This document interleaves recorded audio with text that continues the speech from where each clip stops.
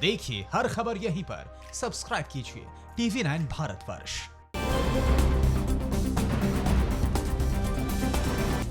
इधर वंदे भारत मिशन के तहत खाड़ी देशों से वापस लौटे सैकड़ों प्रवासी भारतीय देश के किस राज्य में? हाईकोर्ट ने शराब की दुकान बंद करने के लिए आदेश दिया है। अब दिल्ली में ई टोकन से मिलेगी शराब। आप देखिए न्यूज़ टॉप 9 राष्ट्र।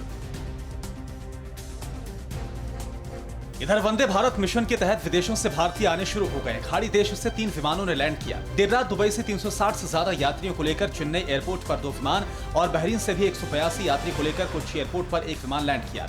इसमें बच्चे और नवजात भी शामिल हैं। वहीं आज शनिवार को शारजाह से 200 यात्रियों को लेकर एक फ्लाइट लखनऊ एयरपोर्ट पर उतरेगी। विदेशों में फंसे भारतीयों को लाने के लिए 7 मई से शुरू हुए वंदे भारत मिशन के तहत खाड़ी देशों से 27 उड़ानें, बांग्लादेश से 7, दक्षिण पूर्व एशिया से 14, अमेरिका से 7 और लंदन से 7 उड़ानें रवाना होंगी। दूसरी तरफ मालदीव से 698 भारतीयों को लेकर INS जलाश्व भारत लौट रहा है। इसमें 595 पुरुष और 103 महिलाएं हैं। इनमें 19 गर्भवती महिलाएं भी शामिल हैं। यहाँ 200 द्वीपों पर भारत के लोग रहते हैं। माले में भी इस समय लॉकडाउन है। INS जलाश्व और INS मगर मालदीव से 1800 से 2000 लोगों को निकालेगा। ये जहाज 4 बार चक्कर लगाएगा। इसमें 2 चक्कर कोच्चि के लिए और 2 तूतीकोरिन के लिए। सबसे पहले ज्यादा जरूरतमंद लोगों को प्राथमिकता दी जाएगी।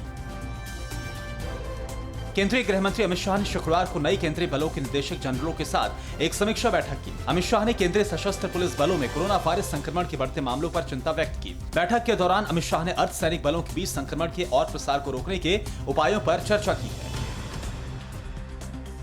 इधर तमिलनाडु सरकार को हाईकोर्ट से बड़ा झटका लगा। कोर्ट ने पर्सनल डिस्टेंसिंग का पालन न होने की वजह से लॉकडाउन खत्म होने यानी कि 17 मई तक शराब नहीं बेचने का आदेश दिया। ओडिशा की नवीन पटनायक सरकार ने राज्य में कोरोना के संदिग्ध मरीजों के साथ कोरोना संक्रमित मरीजों के लिए क्वारंटीन पीरियड 14 दिन की बजाय अब बढ़ाकर 21 दिन कर दिया है। क्वारंटीन पीरियड बढ़ाने वाला ओडिशा देश का पहला राज्य बन गया है। इसके साथ ही ओडिशा के नुआपाड़ा जिले में कोरोना संक्रमित मरीजों के लिए 170 बेड का शानदार अस्पताल शुरू कर दिया गया है।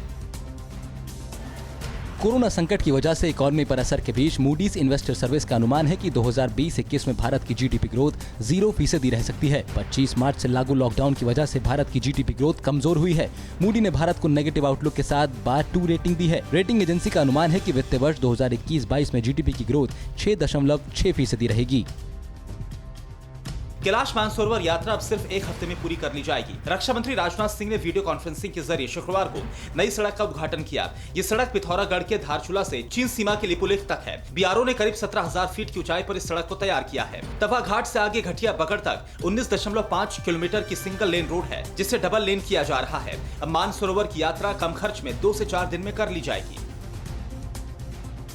सुप्रीम कोर्ट ने बाबरी विध्वंस मामले की सुनवाई पूरी करने की समय सीमा को एक बार फिर से बढ़ा दिया है। शीर्ष अदालत ने शुक्रवार को लखनऊ के विशेष जज SK यादव को 31 अगस्त तक मामले की सुनवाई पूरी करने का आदेश दिया। इस मामले में बीजेपी के वरिष्ठ नेता लालकृष्ण आडवाणी, मुरली मनोहर जोशी, उमा भारती, कल्याण सिंह समेत वेब के कई नेता आरोपी हैं।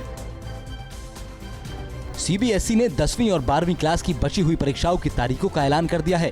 कोरोना संकट की वजह से टाले गए ये एग्जाम्स 1 जुलाई से 15 जुलाई के बीच आयोजित कराए जाएंगे। तारीखों की घोषणा खुद HRD मिनिस्टर रमेश पोखरियाल ने की। 12वीं के छात्रों की बिजनेस स्टडीज, ज्योग्राफी, सोशियोलॉजी और कंप्यूटर साइंस जैसे विषयों की परीक्षाएं बाकी हैं।